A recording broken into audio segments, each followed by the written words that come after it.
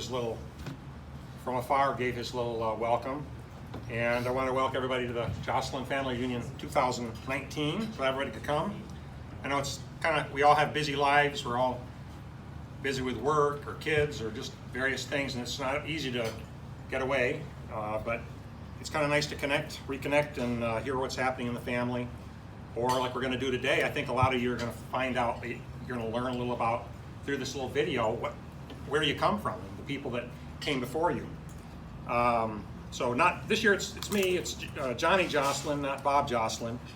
And I don't have anything to say about Korea this time. I know some of you are going to miss that really elaborate dissertation on Korea, but I can't talk about that. But just like past years, we're going to have a little bit of time for talking. We've already had a little time for talking. I figured I'd do about a 40-minute little presentation here on the history of the Joslin family, and then we can talk a little after that and do a little show and tell. Did anybody notice, and did everybody bring anything for show and tell time? I brought something. Okay, Derek brought something. Sharon brought something. We brought the neighbors. Okay, show and tell. Anybody else got something? Well, so we got a few. I brought my little yellow Tonka truck, so we got a few show and tell objects that kind of, sometimes those objects remind you of the past. They jog your memory. Like when I saw that yellow, my dad passed away a few years ago, and when I was in his attic a few months ago, and I saw that, I was just, it took me back. The little object did that. So I think that's, especially at a family reunion, it's kind of a nice way to jog your memory, to think about that kind of thing. So when we do the slideshow, it's going to really be based around Mark or Merrick Joslin. I'm sure at least half of you know who Mark or Merrick was, but just in some of you might not know. Mark or Merrick was the first Joslin in the Romaine Road Joslin family to come to Caro. So like, my dad was John Joslin, my grandmother was Dorothy Isabel, and Robert. And Robert and Hubert's dad was Mark or Merrick. And he came in the right after 1900, somewhere in that time period.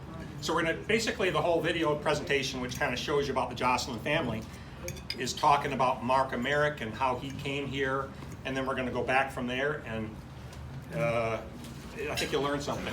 There's even a little mystery too. I think it's valuable to know where you came from. I know for me, I really appreciate it. I really,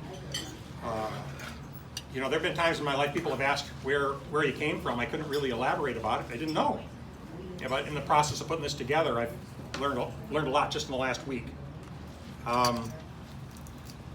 Sometimes, though, not thinking about the lineage and the genealogy, if I were just thinking about your parents, your grandparents. Sometimes where I particularly think about it is in the bathroom when I'm shaving. Okay, women can't relate to that, but maybe there's other times you can think of it. I'll look in the mirror and I'll see my dad's face. Anybody else have that kind of a situation? Yeah, well, as you get older, it happens. Uncle Caro, I see my grandfather right in my face. 8 o'clock in the morning, shaving. And so it kind of reminds me that there are these things that we get from our forefathers and ancestors, and it is just our last name. It could be facial features. Like Sharon stayed with us. She came up from Tennessee. She stayed with us the last few days. As we were driving up here, in the rear view mirror, I saw her face from a slightly different angle, and I saw Margaret's face. So, you know, I think it happens from, there's moments that we all experience that kind of thing. It kind of be nice to have a little context for the connection we have with our relatives. There was something, as I was doing research for this, I was talking to Jim, and he made he was telling me details about family history, but then he said, I made a comment, and then he gave me some video to see that's kind of political, but very it's more of a skeptical of the government kind of video. And I thought to myself later, hey, I I think about that. I think of things that way. I'm super skeptical of the government. Maybe that was just not my original thought. Maybe that was something I heard my dad talking, or maybe my grandparents. You know, it could be that some of that stuff comes from your upbringing. It's in the blood, man. In the blood. So, I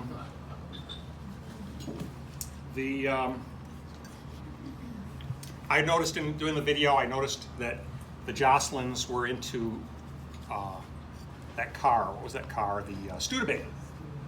Studebaker. So, and then when I was talking to, I think it was Jim, he said Studebakers were kind of known as being innovative. So they're gone now, so a lot of people don't know about Studebakers, but you know, when there used to be 6 car companies, not just Ford, GM, and Chrysler, there were more of them. Studebaker was a smaller company, but they had a lot of innovative designs. And so evidently, you know, Uncle Dick used to have them. Evidently, my grandfather had them. So, but to me, that's kind of, I always liked the innovative stuff. I got an Apple Watch. I was the first adopter of Apple phone. So you get the idea. There's things where it could be some of your upbringing. I think really there is a lot to do with your upbringing that influences how you think, and then certainly how you look.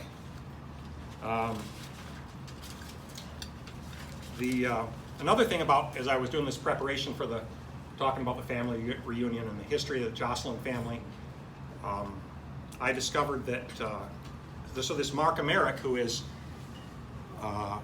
my great-grandfather, it would be Gary and Margaret and Jim. It would be their grandfather, and he was and it would be Linda. It'd be your great-grandfather, like me.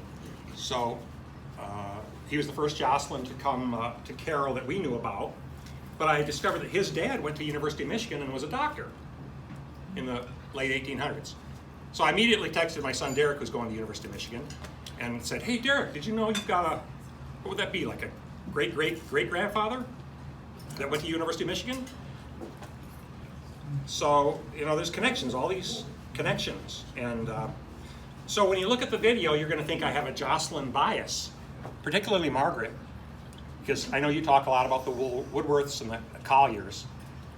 But as I was doing the, you know, if anybody's ever looked at a family tree, it's like looking at a tree outside. 50 million branches going off in all different directions. And if you're trying to distill it down into like give somebody the idea of like just the general path where these people came from, you gotta simplify it. And in the video, I simplified it by sticking with the Joslin name. So you're gonna see, and you're gonna say, geez, you could have talked about the Woodworths or the Colliers or the Scotts, but I didn't, because it would, you know, as things branch out, if you were to do them equally, you wouldn't get to the point in the 1200s, because you'd be bogged down in just 2 generations back. So we stuck with the Joslin name, and then going back to like Mark Emerick's father, and then his father's father, and then all the way back to you know, 1000. In those times, you can't be as confident that the information you find on the internet is accurate, but you know, there's probably some accuracy, some truth to it. So we stuck just with the Joslin name. But maybe another time we can talk a little about some of the other families. And obviously there's, you know, for every Joslin as in this path, they would have had a wife that contributed at least half to the DNA and the makeup of the person. So there were thousands of other lines, but we're just going to stick with the Joslin one.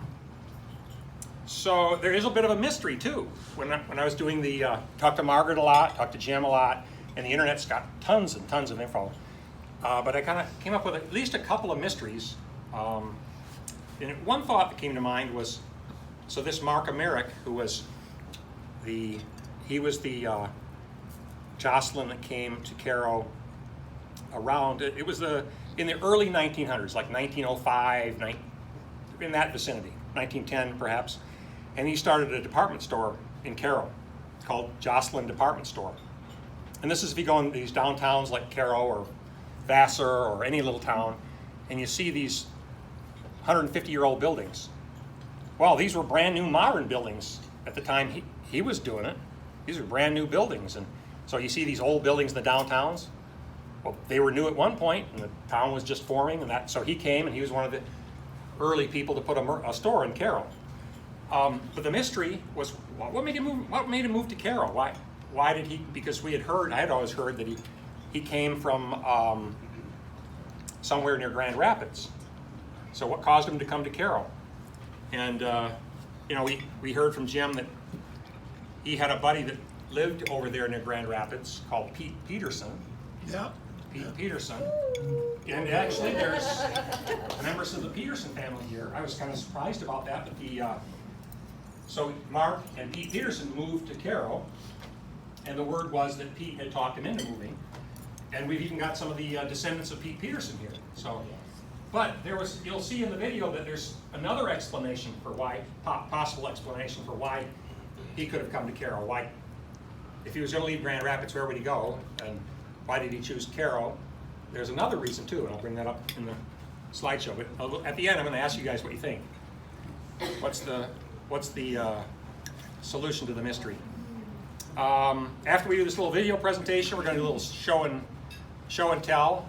If you looked in the back there, you see some of the cool objects. I hope it's going to be at least 5 or 6 of us that'll have a little story to talk about an object and what it reminds us of from our childhood. So let me bring this video up, and we can.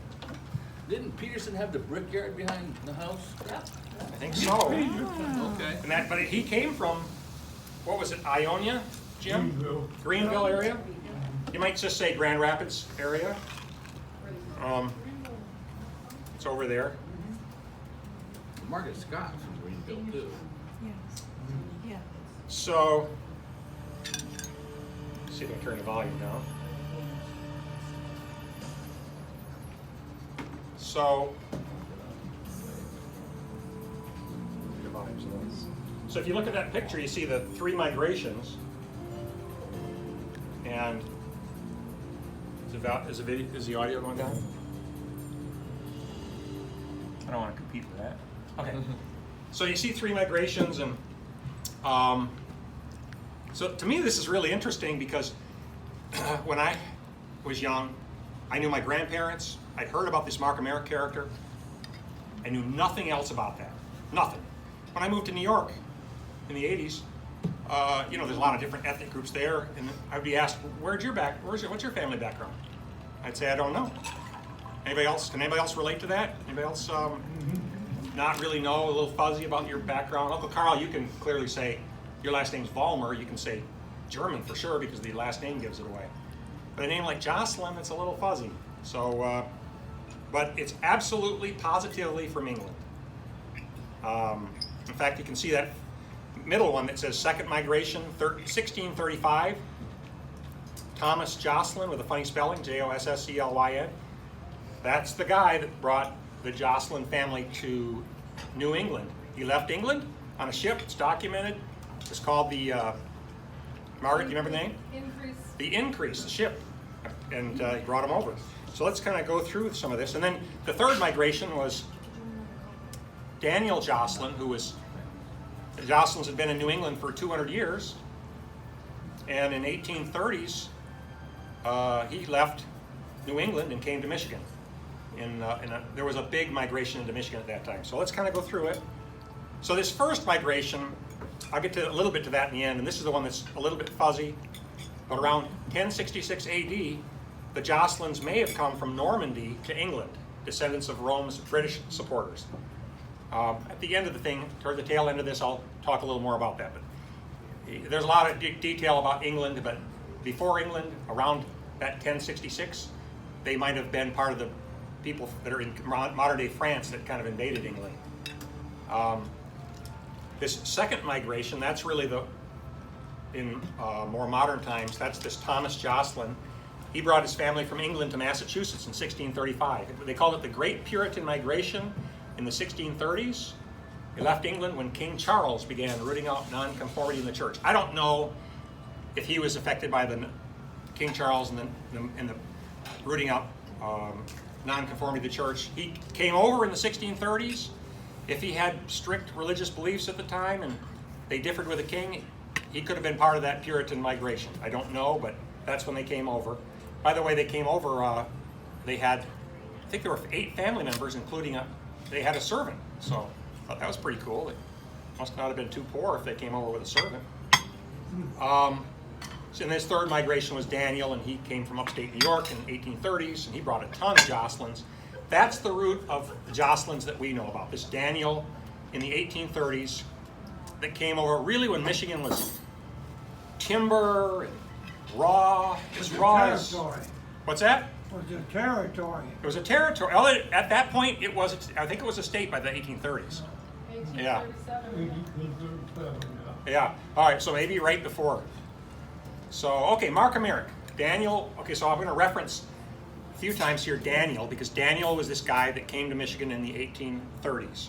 1830s, before the Civil War, before Abraham Lincoln.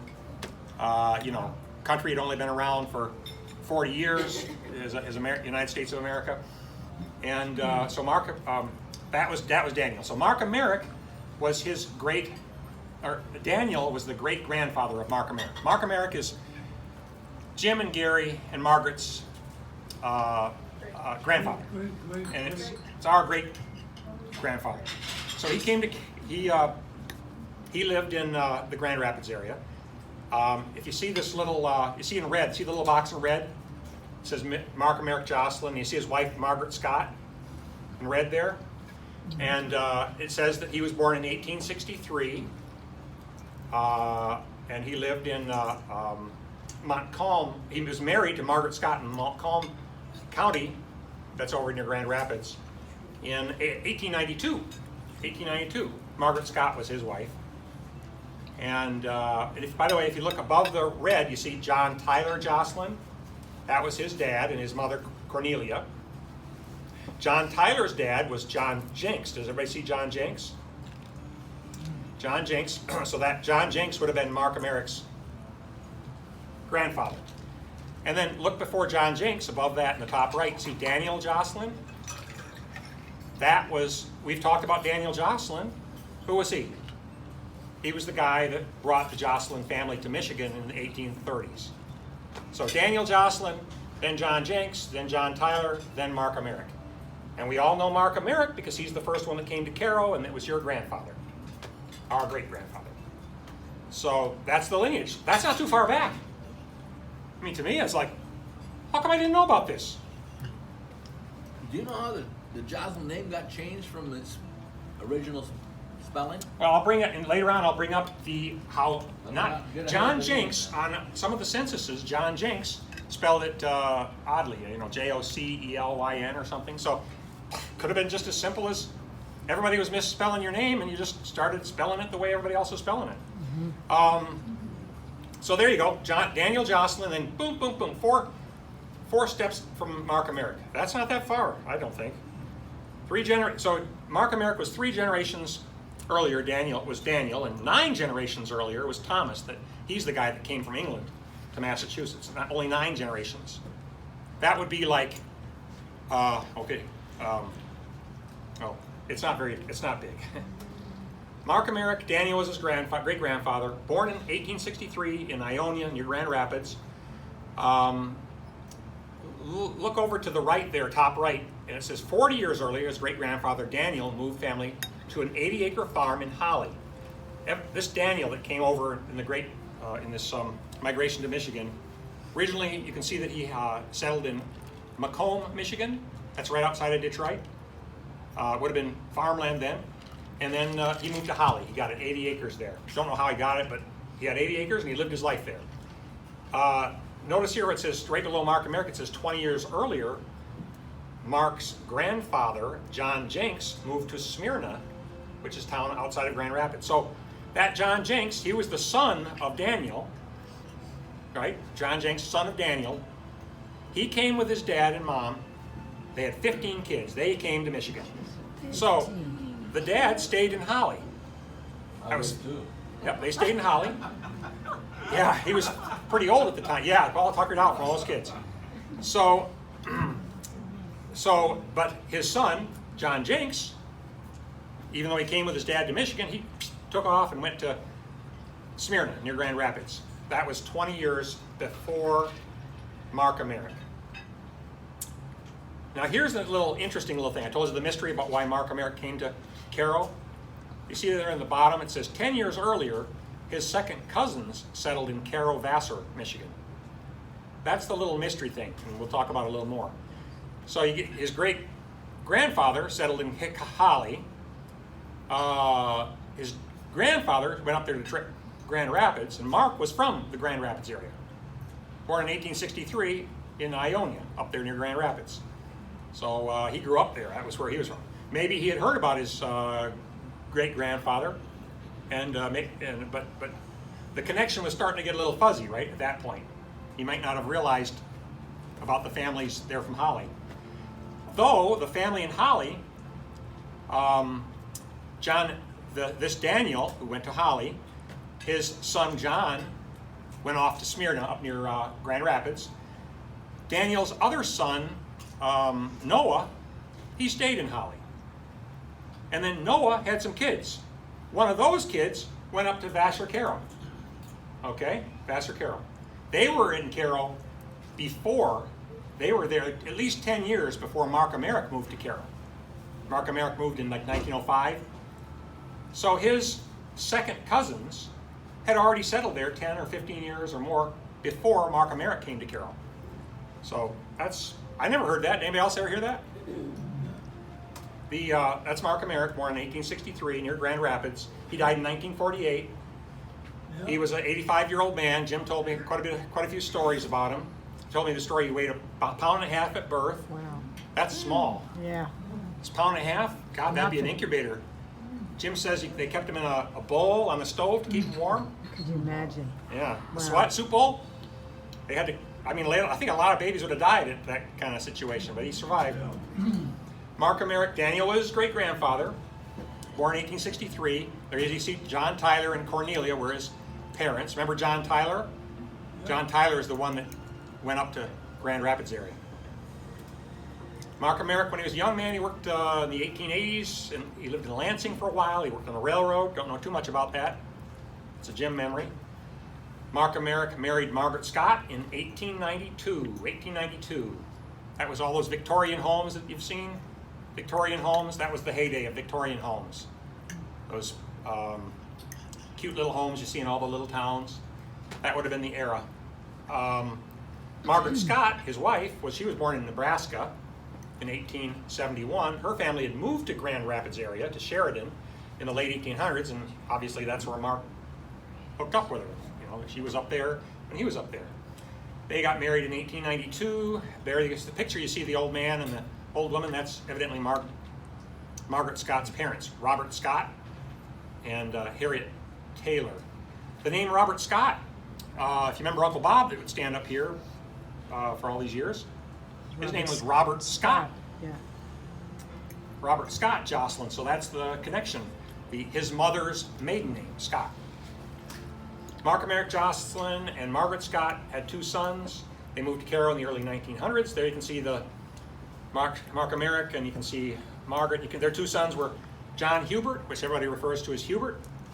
If your dad was Hubert, if your dad or granddad was Hubert, raise your hand. Okay. Come on, Jim. Hubert's, everybody related to Hubert? Yeah. Okay, so Hubert. So Robert Scott was the other son, twins. If you're directly tied to Robert Scott, raise your hand. Okay, so get it? So about half of us are Robert Scott, and half of us are Huberts, but very, very close. Very, and at that time, Mark Emmerich got there. Caro was growing pretty fast. Caro was first settled in 1852. Think of driving through Caro now and on these outskirts and all the farm fields, and it's flat and hardly any trees, and you see little pockets of trees. Well, imagine those pockets of trees were everything, and the open areas were nothing. It was totally covered with forest land. That's the timber that they came in the 1840. Caro was settled in 1852, so that's when the timbering must have started. Maybe it couldn't have started too much before that. Maybe the 1840s. Cutting down logs, floating them down the rivers. Later, the timber were cut off. The farmers came, and they took that the stumps and all that, they would rip them out and make the farmland. Uncle Carl, my mother's side, they came to Caro for the farming, and they must have removed a lot of stumps, wouldn't you say? Yeah. So the settlers cleared the land for farming, and the merchants in Caro served the growing community, the remnants of the timber industry and the growing, expanding farming community. Mark and Margaret moved to Caro in 50 years after its founding. Mark's friend Pete Peterson also made the move from Ionia. It's kind of interesting that I'm mentioning Pete Peterson, given that we have some Peterson relatives. Yeah. Mark started the Joslin department store. If you look at the picture, you see the lamppost, and the lamppost, the top of the lamppost is covering the Joslin name. You can see J-O and I-N-S, but that said Joslin's department store. Can everybody see it? No. And Mark was about 40 years old. You know, I would say back then it probably took a few years to accumulate enough money to do something like this. He probably had to work for that railroad or whatever he did to make a few bucks so he could start this endeavor. Evidently he ran the store. It's kind of a mystery, not a lot of facts about it, but he evidently ran the store from 1903 or 05 to 1920 approximately. I'm a little fuzzy on the details, but you know, what was that, 10 or 15 years, or maybe a little more? Sold hardware, and shoes. How do I know that? How do I know he sold hardware and shoes? You'd think. Look at the picture. The woman on the right says hardware and shoes. So that's how I know. The store closed he closed the store after his first wife Margaret died. You know, that's kind of tragic. In 1914, I'll go ahead and say his beautiful wife, she died in 1914. She would have been 43 years old. Wow. Their twin boys were 16 years old. You know who the twin boys were? Hubert and Robert. And and I'll just refresh your memory. So Robert and John Hubert with their mother Margaret and a dog around 1905. That's in the picture. So the mother died in 1914. The twin boys were 16. Mark Emerick Joslin, he married Agnes afterwards. I don't know how many years, but they're probably, was she a widower? Agnes? No, she was divorced. Divorced, okay. Yeah. So he married Agnes, she was available, and she was available. And you know, I think at those times men wouldn't have been single for too long. They would have been looking for a partner. It was just, so he closed the store in Caro and started a new store in, this is a little bit of an adventurous spirit as a 45-year-old man. He closed the store in Caro and he moved to Daytona, Florida. Wow. That's adventurous, 45 years old. Mark's first wife, Margaret, and the second wife, Agnes. It's a fuzzy picture of Agnes. When I saw that picture of Margaret, I always noticed that my Uncle Dick had high cheekbones, and other Joslins seem to have high cheekbones, and it sort of reminds me of her. Around 1920, Mark and Agnes, that's his second wife, moved to Daytona, Florida, where he opened a new store. Mark was about 60. You know, he was getting to be about 60 at that time.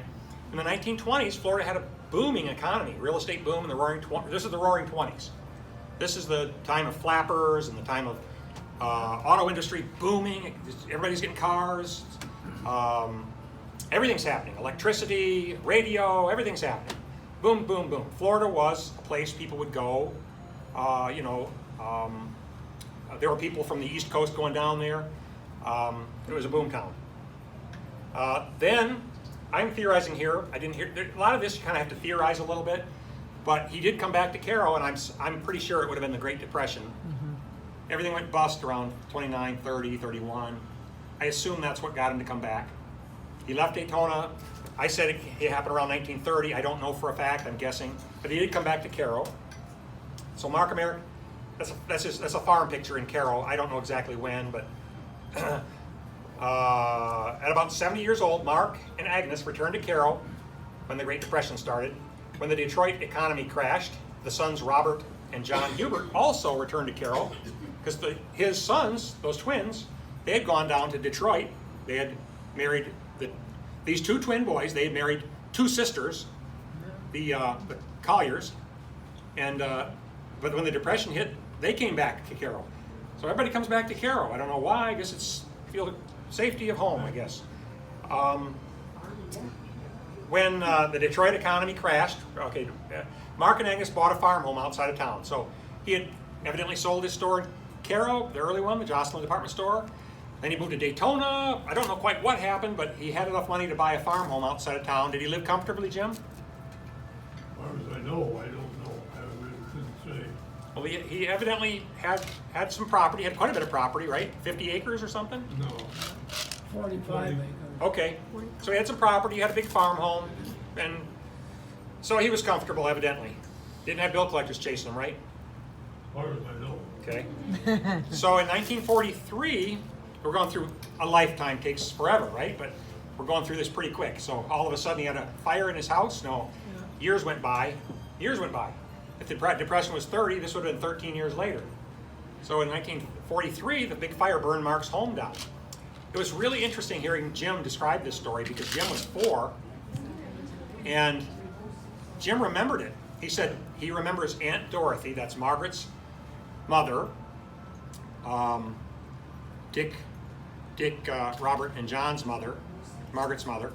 Well, I don't know if everybody knew, but since there were 2 brothers married 2 sisters, Robert and Isabel, their kids kind of grew up with Hubert and Muriel. So those kids lived together. So Jim was in the house with his aunt Dorothy, Dorothy Isabel, and she was emptying a slop pail. I had to ask him what a slop pail was. Anybody know? Evidently, before you had the incinerator, you press a button, zzz, you had a bucket. So you took the bucket outside and dumped all the remnants of making dinner. And he remembers her coming in and yelling, saying, there's a fire up on the hill. And then all the activity, and Jim remembered a lot of activity. He wasn't supposed to be up because he was supposed to go to bed, but can you imagine as a 4-year-old and all this is going on? Of course he stayed up. And he got a little chastised for staying up. And Grandpa stayed overnight, he said. So I assume that the fire hurt him financially. You know, losing your property, if you didn't have insurance, it could have hurt you. I did hear that he moved to a small house on Ellis Street in town. So I think that might have hurt him. He ended up selling the property and the Moose Lodge and moved in town. At 80 years old, Mark and Agnes moved to a small house in Caro. And Jim, I guess Dick and Robert used to go over there and visit him once in a while and drive him to the store.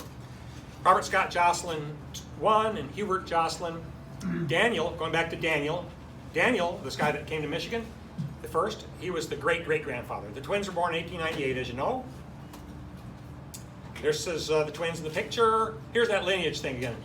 And you see the red square is around Hubert and John, and we know about his dad. Their dad was Mark Emerick. We already seen this. John Tyler was their grandfather. John Jenks was great-grandfather, and Daniel, the guy that came to Michigan, was the great-great-grandfather. There's a picture of the Roaring Twenties. See what do you call that lady in that funny costume there with the short hair in the 1920s? Flappers. Flapper. Okay, I'm going to go forward just a little bit, and you're going to, well, in another screen or two, you're going to see Robert's wife, Dorothy Isabel. She had a flapper haircut. So after Mark Emerick's wife, Margaret, died, what happened to the 2 boys? Robert, he joined the Marine Corps for a few years, and then Robert was married to a woman, this mystery woman, Florence Lawler, in Detroit. You know, Detroit was a boom town. So his mother died, he went off to the military, then he came back, went to Detroit, got jobs because jobs were plentiful in Detroit. He married this lady, Florence Lawler, who I never heard about. And they had a boy, Wallace Joslin, in 1924. Nobody, as I was growing up, I never heard about that. As far as I knew, Grandpa lived in Caro. But he had a wife in Detroit that evidently he was a short period married to her, and then for various reasons had to leave her. And then he obviously got married to Dorothy Isabel, my grandmother. Hubert, he went with his dad to Florida. That would have been a fun time. Daytona was a booming place. Evidently he went for a while. But in the end, Hubert and Robert came back to Detroit. There's that flapper haircut. That is Dorothy Isabel. Collier. She married Robert. I see it. And there's Detroit in the background. Dorothy, evidently, the story goes that she had a boyfriend before she hooked up with Robert, this LeBeau. Sounds pretty classy, doesn't it? Yeah. LeBeau. And he was her beau. But, He was a great dancer. great dancer, yeah? Yeah. He really was a great beau. But I guess he was a sweet talker too, because he was talking her into eloping. And again, according to Jim, the Dorothy Isabel's mother heard from Dorothy's sister, the little daughter, the little kid, her little sister, told on her. And so that was the end of the eloping. So it would have been a whole different story if LeBeau and her got married. That would have been different. So Robert and Dorothy Isabel married in 1929. Remember, 2 brothers married 2 sisters. So Robert and Dorothy got married. Shortly after, Muriel and Hubert got married. Both couples worked in Detroit, and then the Great Depression hit, and Robert and Dorothy Isabel moved back to Caro. There's see the 2 sisters on the upper right and upper right? There's Muriel. Muriel was born in 1908 in Jamestown, New York. Everybody comes from New York. Even my wife comes from New York.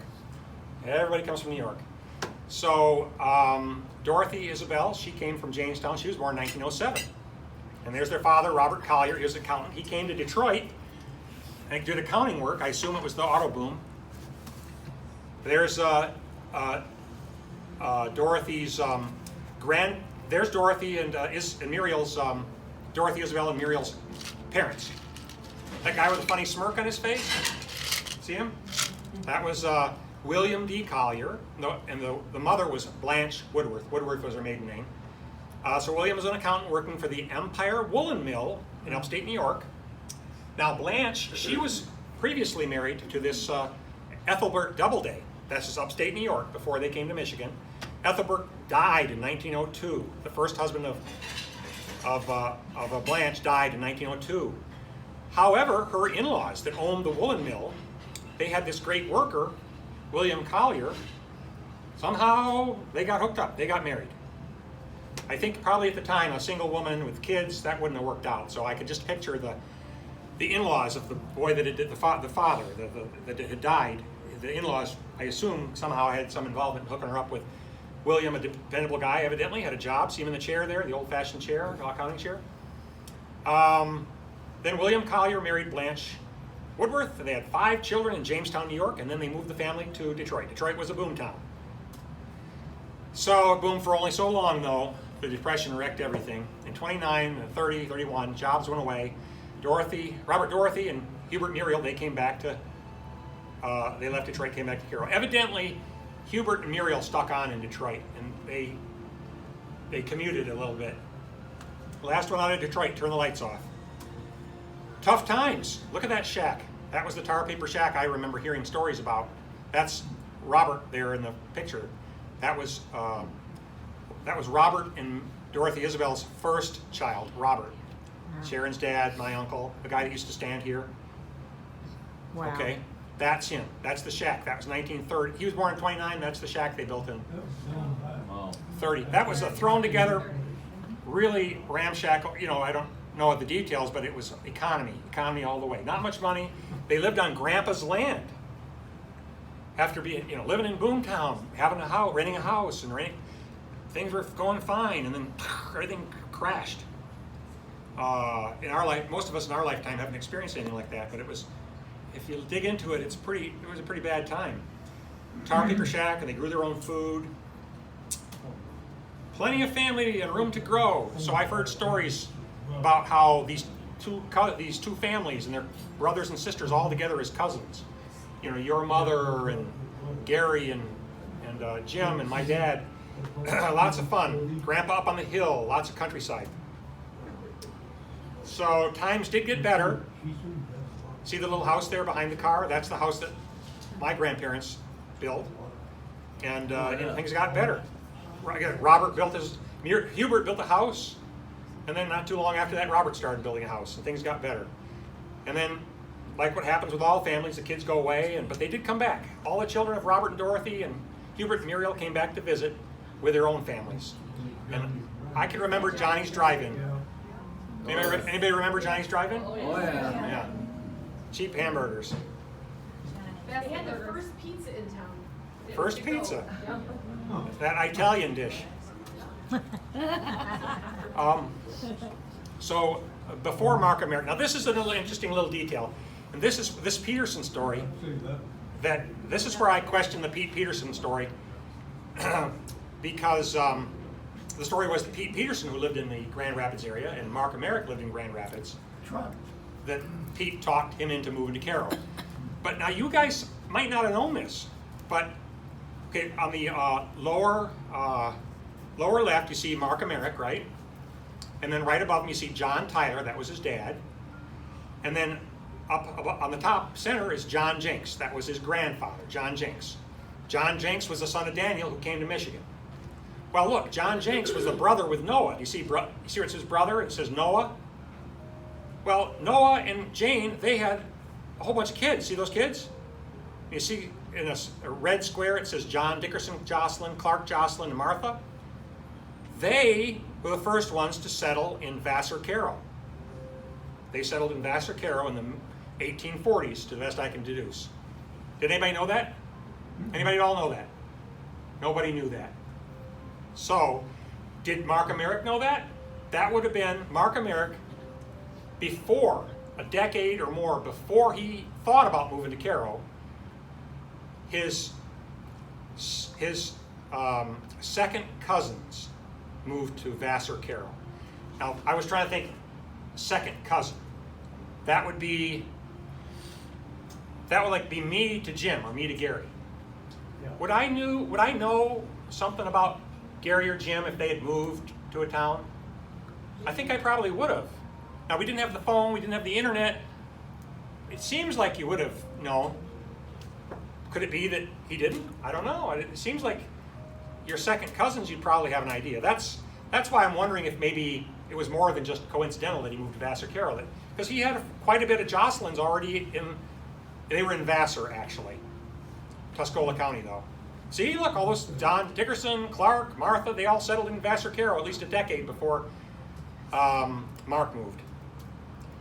Let's see, grandchildren and great-grandchildren of Daniel Joslin moved to Caro, Vassar. Caro was founded in 1852. Caro had a booming lumber business. Farming took over. Clark Joslin, he's one of these second cousins.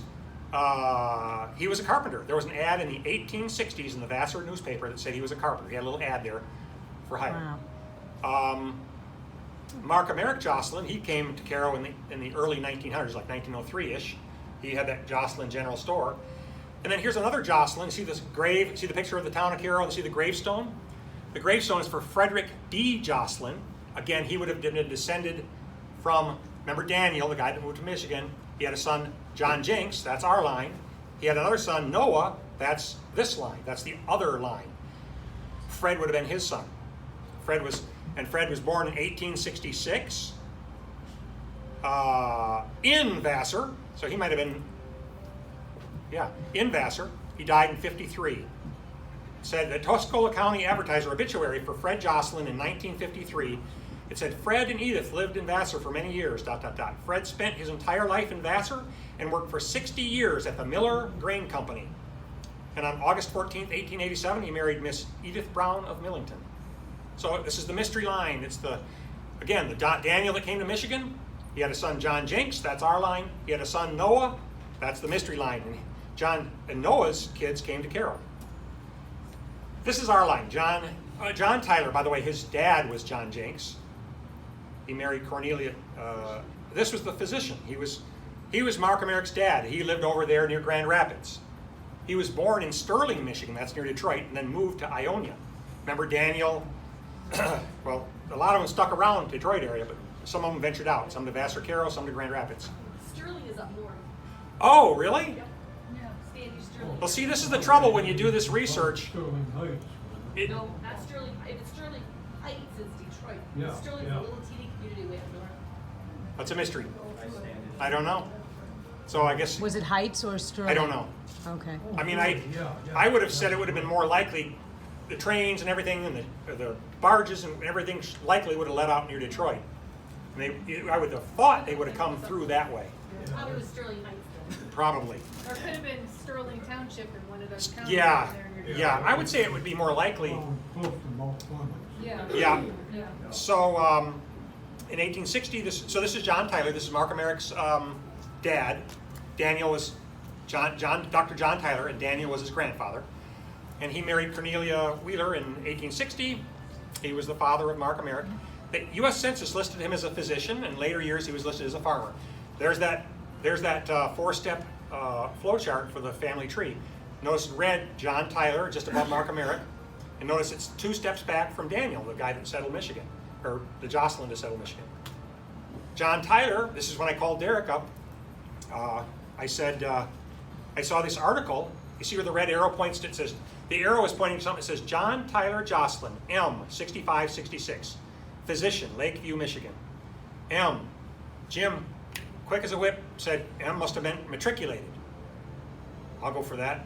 I really don't know. To me, I just assume he went to the University of Michigan in 65, 66. Do you see where it says U of M campus in 1865? Wow. That, to me, I thought, wow, that's pretty developed. See, those are 5-story buildings. Now, they're not granite monuments like they are now, but maybe they are, I don't know. But it was pretty developed. It was probably a established university in 1865. So now, on the top of that thing, see where the red arrow points to, and above it says non-graduates? I don't know. If he became a physician, you'd think he would have graduated. But maybe in the 1880s, maybe you didn't need to graduate. I don't know. Maybe you just became a physician with a little bit of skill. So probably better than people that didn't have that. So he became a physician in Ionia, Michigan. John Jenks was John Tyler's dad. Now, do you remember what I was saying? John Jenks is Daniel's son. He was born and the reason why he was born in 1809 in Casanova, New York, was because everybody came from New York, all sides. He was born in 1809, Casanova. He moved with his dad. He was an older son. He came when Daniel came to Michigan. John Jenks, he was in 1832, married Betsy Wales in Shelby, Michigan. There's another indication it must have been Detroit. And by the way, he's the father of John Tyler. The local newspaper in Smyrna, Michigan, he ended up moving to Smyrna up near Grand Rapids. And so you can see Daniel and his sons and daughters, they live near Holly. But this son went up there near Grand Rapids. Big lumbering thing going on. He looked at this article that you're going to see in a few minutes. He was the owner of a sawmill. By the way, I keep mentioning Daniel. By the way, John Jenks, he had 9 children. If you look at that list of his 9 children, John Tyler, who's our line, he's listed, but he had 9 children. They had 9 children. Betsy Wales was his wife. John Jenks, see the arrow? That's an article from the History of Smyrna, and it says in 1855, John Joslin, that would have been John Tyler Joslin, the son of Daniel that settled Michigan. He and his son Dwayne built a dam across the Flat River, and they set up a sawmill known as Stearns Mill. Now, at a time when the timber was being felled, do you think he could make money with a sawmill? Probably. So I think he probably had some prosperity. It was probably a good time to be in the sawmill business. And he had the stream, he dammed up. You could turn the thing that turned the saws, right? So that's why people did it, you know? Opportunity. John Jenks Joslin moved to Michigan as father. Okay, built the sawmill. Daniel Joslin, if you look at the background, you see that little log cabin, you see the trees. This was on the Macomb Township, or Macomb County history site. This is what evidently it was like in Michigan. See, I've covered it up the picture, but the trees are thick, huge, thick trees in the picture. And I was like, could it be that Michigan was covered in huge, thick trees like that? Dense? You know, it's hard to imagine. But I think it was. I think it happened. So evidently then when they came in we had one kid of Daniel's was married like in 1832. I think that was John Tyler. So they must have been here by 1832. Anyway, Daniel, we're going backward, by the way. So Daniel, in 1798, he was born in 1776. In 1798, so he would have been 22, married Martha Jenks in Danville, New York. They had 15 kids in Madison, New York, and then they migrated around 1830 to Michigan. Look at all those kids, 15 kids. I'll just read off some of the names. See at the upper right, Daniel and Martha. 15 kids, that's a baby making machine.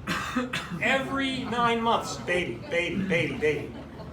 America Joslin, Thomas Joslin, Sarah Sally Joslin, Ellen Joslin, Asinth Joslin, Senia Joslin, Eleanor Joslin, Noah Joslin, John Jenks Joslin, we've heard of him, he's our line. Thomas Joslin, Mary Joslin, Polly Joslin, Americ Madison Joslin, and Daniel Joslin. And then there were two things that surprised me in doing this research, because I didn't know any of this stuff until a week ago. See the gravestone? That's Daniel Joslin, the guy that came to Michigan. 10 miles from my house. 10 miles in Holly, at the Oak Hill Cemetery.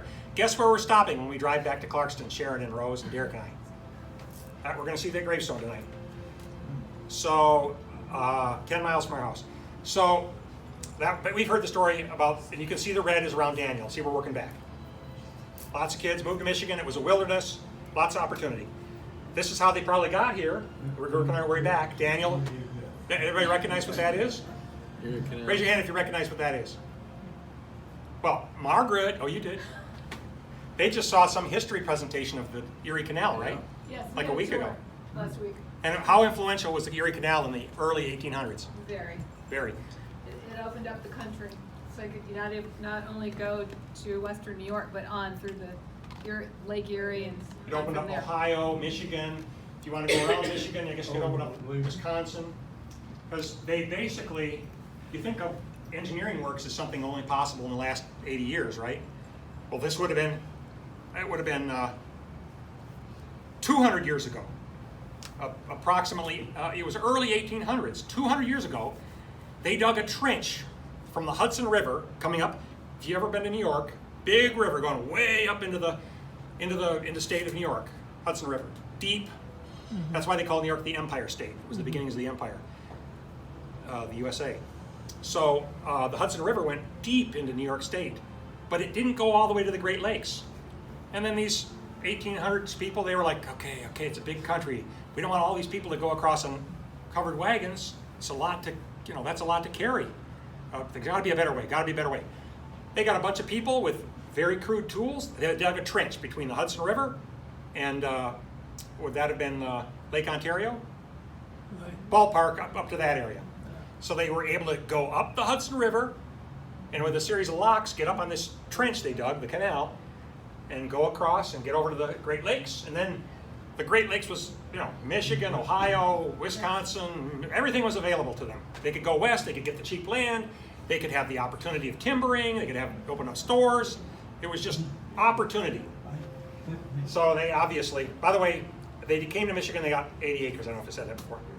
Michigan was the promised land for New Englanders in the 1820s and 1830s.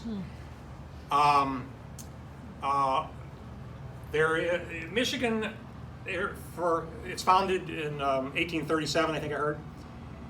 And in the early days, in the 1800s, it was predominantly settled by people from New England. It says Yankee settlers were the descendants, the people that came to Michigan, predominantly at that time, in the 1800s, they were the great-great-grandchildren of the people that came to New England, came to Massachusetts, came to Rhode Island, came to Maine. And basically, if all those people came in the 1600s, the people from England, the big great migration, Puritan migration that came in the mid-1600s, settled Massachusetts, Rhode Island, Maine, all those states. And then, think about 200 years pass. Well, fathers have given their land to their 3 sons or 4 sons. So what was a big chunk of land? Divided up. Another generation, divided up. Another generation, divided up. So 200 years later, around 1800, was New England a place of opportunity? Well, maybe for some, but it wasn't like just totally easy. And then this land, Michigan, was like being opened up. You could get across the Erie Canal, and you could get land cheap. You could cut timber down. You could make money, start stores to serve these people. It was opportunity galore. Yankee settlers were they first came from English Puritans. Many came from upstate New York after their parents had moved from New England to upstate New York, because it's a little further inland. And then those people from upstate New York, and that's why we have all these relatives that came from upstate New York, they came to Michigan. And in the 1820s and 30s, it was a rush. Daniel moved to Holly. There's that train. Interesting little detail about Holly, and I think there's a connection to why the sons moved elsewhere. Many settlers started farms and businesses in Holly in the 1840s. In 1862, the Detroit and Milwaukee Railroad went through Holly, as well as that was a east-west railroad. So Holly, Michigan, up north of Detroit. There was an east-west railroad, and there was also the one from the northern Michigan called the Pierre Marquette Railroad, and they intersected in Holly. So Daniel was there in Holly. He had a farm, but this intersection of the two train lines made Holly one of the first communities to have a railroad junction, and the train station allowed white pines from northern Michigan to be transported more easily to the eastern United States. You know, this lumber that they're harvesting goes to the cities. All the great cities they were building. They're being built with timber from Michigan. So think about Daniel, moved to Michigan, 1840s. He's got a bunch of kids, and they're like, maybe they want to go somewhere else. But all this timber is coming from up north Michigan and transferring through Holly. So what are you going to do? You're going to maybe go up there where the timber's coming from, and I think that's what happened. So now that's kind of the story of Michigan. The next few slides, and we're almost done here, I'm just going to go through them fast. It basically just kind of summarizes Joslin's in New England and then in England. And you see the little picture? Can you all see that little pilgrim-looking guy with a hat? When I looked up on the internet, it said Thomas Joslin. That's the guy that came from England to America with his wife, Rebecca. That was a picture listed by him. I don't know if it's a real picture or not. Probably not. So now notice the far right. You see Daniel Joslin on the, far left, lower right? See Daniel? Mm-hmm. That's the guy that came to Michigan, right? So how many generations before came to America? 1, 2, 3, 4, 5, 6. 6. That's not very far. Unbelievable. And we have all these records. We know. It's no mystery anymore. Again, I didn't even know this until a week ago. This in 1591, Thomas Joslin was born in England, and he left London with his family. He had like 8 people on the boat. He had 7 family members and a servant. They left on the increase in 1635, and he became the original proprietor of Sudbury, Massachusetts. He later lived in Hingham, Massachusetts, where he was a proprietor and a selectman and a husbandman. Okay, so when I hear proprietor, I think he had a store, maybe like a general merchandise for people. Does anybody know what a husbandman? Because I don't know. What's a husbandman? I'm sorry I didn't look that up, but sounds like he was busy. And they had 50 million kids, so she was busy too. So then you see the son. So you see in the upper right Thomas, and you see his son Abraham Marlowe. He stayed behind in England. He was born in 1615. Abraham Marlowe Joslin, spelled the funny way, Josselyn, lived in Massachusetts and owned ships. Abraham was a mariner by occupation. He joined his father Thomas and his mother Rebecca after they migrated. He came later. He was going to school for being a mariner in England. And then you see Daniel there in the heart. Joslin family. A husbandman was, just so you know, a husbandman was a farmer, specifically different than like a serf because they owned their own farm. Property it was like owner. a small farmer. Okay. So different than like a lord who would have been like owned a lot of land. Like current farmers are. They probably raised just to raise their family. Yeah, it was a small farmer. Okay. But not serf. Free tenant farmer or small landowner. Free. Okay. Free is good, right, Jim? Freedom. Freedom.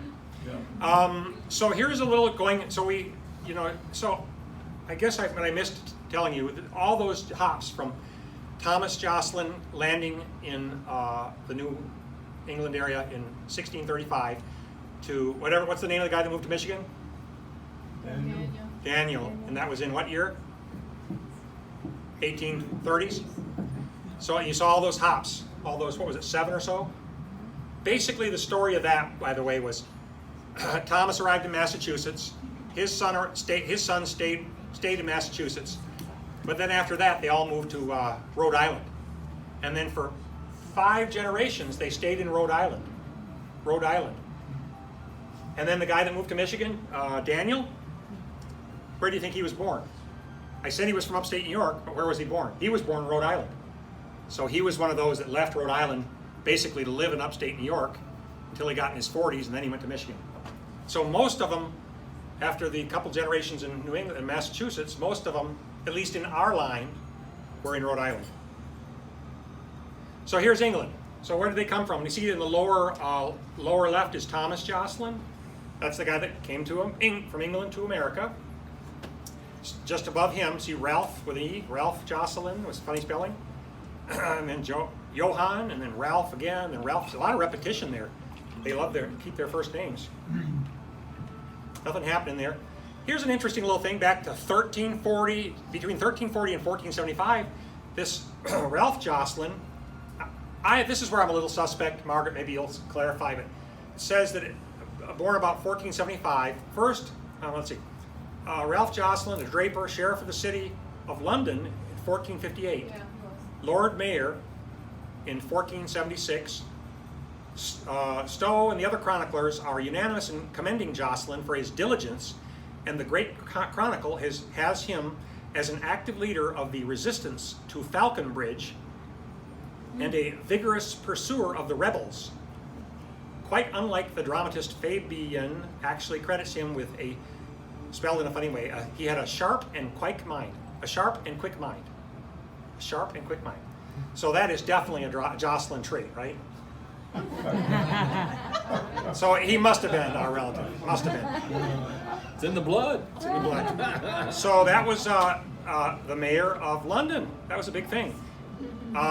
So then you go back, you see where Ralph, this Ralph guy, a little further elaboration. This would have been in 1400s, mid 1400s. This is a little document talking about, there was a lot of stuff on the internet about land. And Ralph Joslin was heir in reversion to the lands of this John of High Roding, his second cousin, in case of the death of John's sons and nephews with male issue. So what I got out of that was, not that it's terribly relevant, but for people that own property, it was probably a big deal to hang on to property. And it was not just unnecessarily acquired by purchasing it, like we're familiar with. It was given in when your parents died. But here, this cousin of his, somehow they knew that that if this cousin's male kids died, well, then Ralph was going to get it. So. Then you go back to the 1225. It's unbelievable. There's another Ralph Joslin. He was, in 1305, he was a commissioner. And this is our line. There would have been 50 million other Joslins. This is the Mormon Church has a genealogical archive, and they've super thoroughly documented the lineage of families from England. It's free. What church? The Mormon Church, the Latter-day Saints. Salt Lake City. It's free. Some of us, like Margaret, pay a monthly fee to go to Ancestry. I didn't pay the monthly fee. They're probably better, but if you don't want to pay... It's different. It's free, it's good. But, yeah, the Mormon one's free. But, so all this is this, it's called, I'll tell you in a few minutes, but it's all there for free. Family search. Pardon me? Family search. Family search.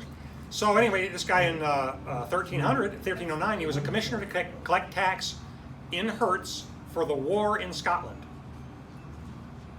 I know my son is very knowledgeable about English history, so do you know about the war in Scotland? Not necessarily English, but I Okay. think like Longshanks or something like that was like. All right. I think actually that might be the one that Braveheart is about. I don't know though. Well, anyway, it was a Very well might long, be. long time ago. Then this is interesting. There's a castle in the Joslin family. It's called Hyde Hall. This guy, Thomas Joslin. Hyde Hall passed, this is 1245. That's a long time back. And notice the funny spelling. Thomas Joslin was spelled Jocelyn. And he was the son of John Joslin. And Catherine Battelle, and he married a woman, the last name of Hyde. Yep. Hyde Hall passed into possession of the Joslin family, which it held for almost 650 years at that time.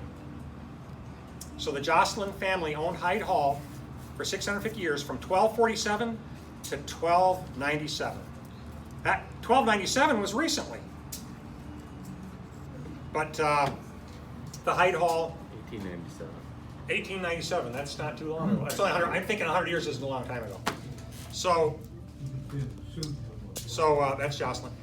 Now, almost done here. This is the first migration of the Joslin name. This is Jocelyn. There's all kinds of funny spellings, but they seem to originate in Normandy. And there is a story that, and these are where it gets not 100% factual, a little more fuzzy, but there's a story that some of the people in modern day France, they invaded England, and so they took over parts of England. And so evidently some of the families that were over there in what is now France, and used to be called Normandy or Brittany, they claimed lands in England, and they settled in England. And this kind of, I'm not going to read this, but this talks about Gilbert Joslin, a wealthy Norman knight who came to England with William the Conqueror in 1066. And you even go back and you see names like Joscelinus, Count Lambert Joscelinus. That sounds kind of Roman, doesn't it? So here's another story. I'm not going to read it, but